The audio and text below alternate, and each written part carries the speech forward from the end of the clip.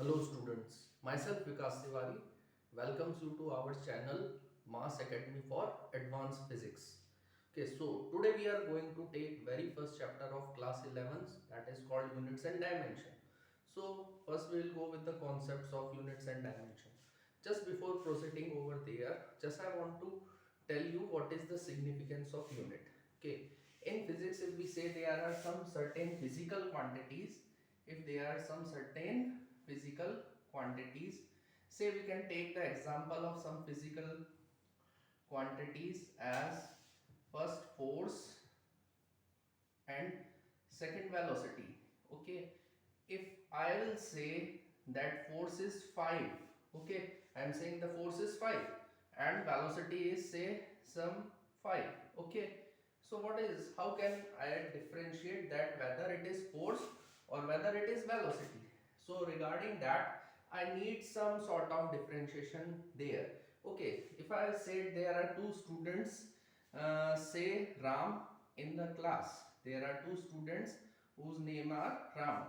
So if I say what is the, how I'm going to differentiate between these two students, so there is one method to differentiate between these two students in the class is by their surname. So if I some say is Ram Gupta, okay, and if I say that something it is Ram Sharma, okay, so here I will get a differentiation between the what are the these two Rams, okay. So here similarly like that the surnames are the units of these two Ram, okay. Similarly like that if I say force is 5 Newton and velocity is meter per second, so I am easily differentiate between the two physical quantity.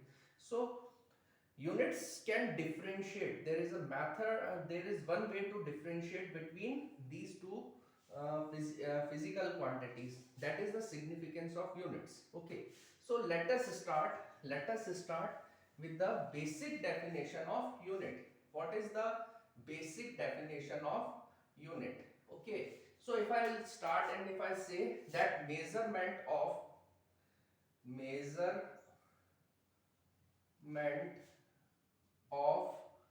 any physical quantity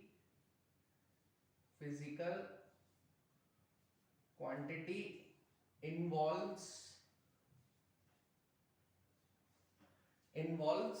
comparison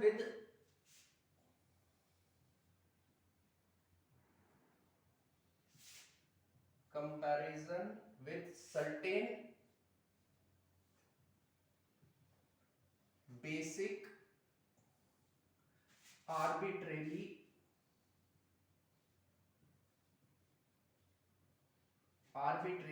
chosen international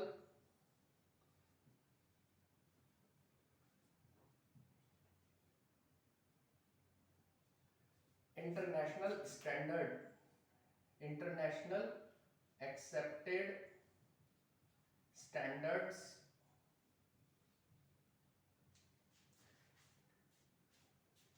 we can say standards as reference standards called unit, okay. So the something what we can say that measurement of any physical quantity involves comparison with certain basic arbitrary chosen international accepted standard reference are called unit, okay. So it is something like that if I say that I can categorize the unit into two part, okay. So if I am going to categorize the unit into two part as fundamental unit, fundamental or base unit, okay, and the second one is derived unit, second one is derived unit, okay. So what is the unit? Unit is some sort of measurement, unit is some sort of international accepted measurement, okay. So there are some certain systems, here some certain standards. According to that we can define the units. Okay, and the units can be categorized into two parts. First one is fundamental or base unit, and second one is derived unit. And the another thing is that complete set of both these units both these units are known as system of units. So another definition that has been derived is, what is system of units? It is a complete set of both these units. Both means fundamental or base unit and derived unit. So set of fundamental and derived units is called the system of units over here. Okay, so let us celebrate these things. Okay, so still we have to elaborate something. So let us celebrate something is that uh, first we have to define the quantities. Okay, so quantities in physics can be divided into two parts, like that. First one is fundamental quantity. Okay, fundamental quantity, and the second one is derived quantities. Okay, second one is derived quantity. From these fundamental quantities and derived quantities we can define the definition of fundamental, of base unit and derived units. Similarly, like that, I can say that units for fundamental fundamental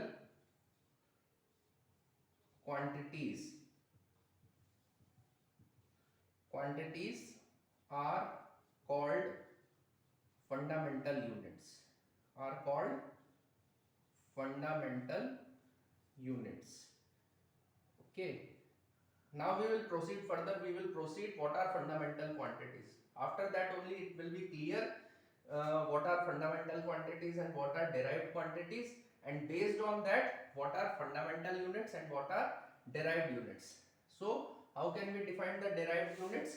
The units for all other remaining quantities. The units for all other physical quantities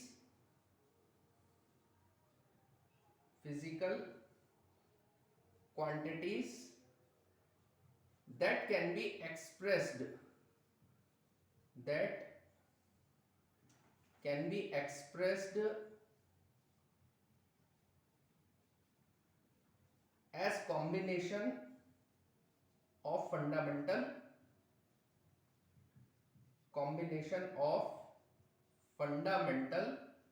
quantities. Okay, in simply we can say that the quantities which are derived from fundamental quantities, that are called derived quantities, and the units for derived quantities are called derived units over here. Okay, so this is the basic definition of fundamental units and this is the basic definition of derived units. But here just I want to express and I want to elaborate further. Okay, so before, there is one international organization that is called SI System International. Okay, that is SI System, or we can say System International. So when we are talking of System International, okay, it has defined 7 fundamental quantities. It has already defined 7 fundamental quantities. But before moving to System International quantities, I want to tell you that before SI system, different countries have different their measuring system. Okay, so they have different measuring systems over there. Okay, out of those different measuring systems, 3 systems are still recently being used. Okay, and those systems are, first one is called MKS system. Okay, that is called MKS system. What do you mean by MKS system? MKS system, second one is CGS system, and third one is FP PS system. Okay, so previously there are three quantities that are called length, mass and time are considered as fundamental quantity. This is before the system inter SI organization has been arrived. This is before the SI system has been arrived. Before that, only three quantities are there which are considered as fundamental quantities, and that is length, mass, and time. So different countries have different their own measuring systems in which they are measuring these things. These three systems are still being recently used. That's why it is very important to understand about these systems. MKS system, in which the length can be measured in meter. In MKS system, length can be measured in meter, mass can be measured in kilogram, and time can be measured in seconds. Getting my point? Okay. So length is meter, mass in kilogram, and time in seconds. This is for MKS system. This is for MKS system. So I am telling you, before SI system has been introduced, before that length, mass and time were the fundamental quantities, and in MKS system length can be measured in meter, mass can be measured in kilogram, and time can be measured in seconds. After that, we can say this is for MKS system, and for CGS system length can be measured in centimeter, mass can be measured in gram, and time can be measured in seconds. So that is called CGS system. Okay, and for FPS system length can be measured in foot, mass can be measured in pounds, and time can be measured in seconds. Okay, so before SI system there are three fundamental quantities, and that is called length, mass and time. But once the SI system has been introduced, after that some more quantities has been introduced over here. Okay, so what are those particular quantities which has been added by SI system? Those quantities, apart from that, is I can say I am just making a table over here. Okay, so where I can write what is the physical quantity. Okay, so I can say length, second is your mass, third time. Okay, the fourth quantities that has been introduced, the next quantities that has been introduced is electric current. Electric current. Fifth quantity has been introduced as thermodynamic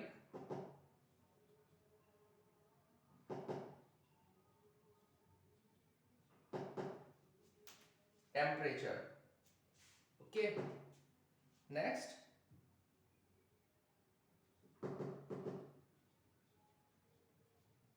amount of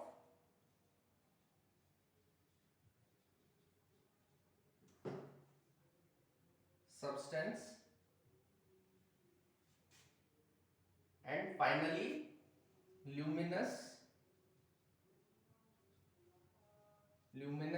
intensity. Okay, so length, mass, time, electric current, thermodynamic temperature, amount of substance, and luminous intensity.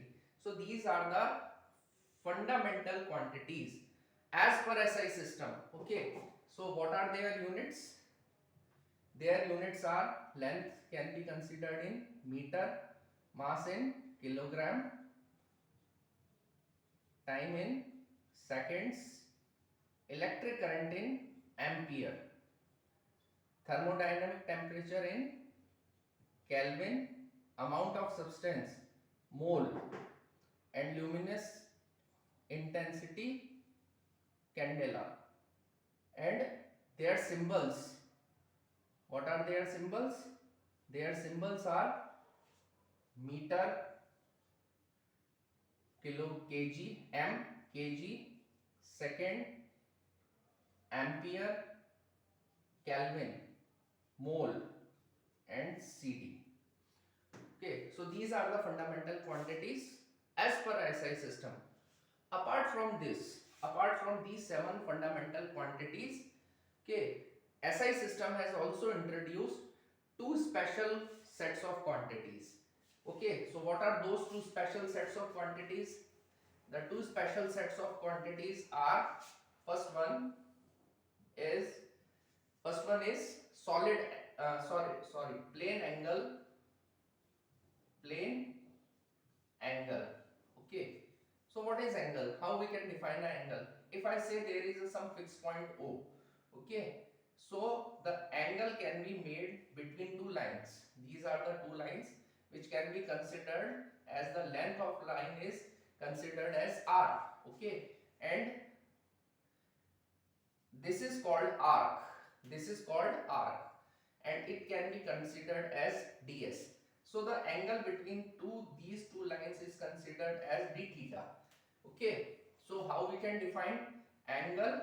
Angle can be defined as arc upon radius. Okay, so here I am taking arc as ds and radius as r. So d theta is equal to ds upon r. Okay, so this is the basic concept for angle. Here the plane angle, the unit that has been decided by SI system of plane angle as radian. Okay, so it is defined by SI system as radian. Okay, and the second one is solid angle. We can say how can we differentiate between plane angle and solid angle? We can differentiate plane angle and solid angle as it is in two dimension, angle in two dimension or in a plane, but the solid angle can be considered as three dimensional. Okay, so this is solid angle. Solid angle, the unit has been defined as steradian. Okay, it has been defined as steradian. Okay, so how we can say that? Suppose if I say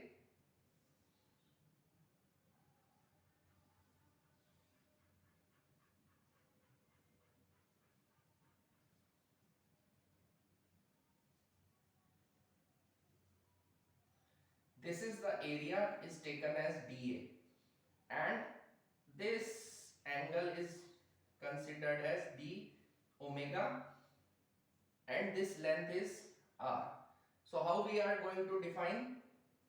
Okay, d omega is equal to, what is surface area? Surface area is dA and square of radius. Square of radius means divided by dA divided by r square. So these are the some particular fundamental units which has been defined by SI system. So just again I am briefing about that. Before SI system has been introduced, mass, length and time. Mass, length and time has been considered as fundamental units for which three systems has been used, which are still in uh, which is still in use: MKS, CGS system and FPS system. Length in MKS system, length is taken in meter, mass is taken in kilogram, and time is taken in seconds. In CGS system, length is taken in centimeter, mass is taken in gram, and time is taken in seconds. Okay, so and in FPS system, length is taken in foot, mass is taken in pound, and time is taken as second. First, once the SI system has been introduced, seven fundamental quantities has been taken. Seven quantities has been taken as fundamental quantities: length, mass, time, electric current, thermodynamic temperature, amount of substance, and luminous intensity. And their units are meter, kilogram, seconds, ampere, kelvin, mole, candle, and these are the symbols for these particular quantities that has been taken. Okay, and other two special units are for plane angle it is radian, and for solid angle it is steradian. Okay, sometimes the question has been arrived, why mass, length, time are the only three quantities which has been used previously as fundamental quantities. Okay, so the thing is that physics, the motion of the physics can be defined as, the motion of physics can be defined by two scientists. The first scientist is Newton, and the physics or motion followed by Newton is called Newtonian, okay, motion, and another one is Einstein physics. Okay, Einstein physics. What is the basic difference between Newton's physics and Einstein physics?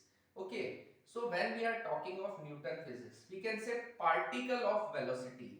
If the velocity of particle is v. If v is such like that it is very less than c, then we are usually follow Newton's physics or Newton's formulas.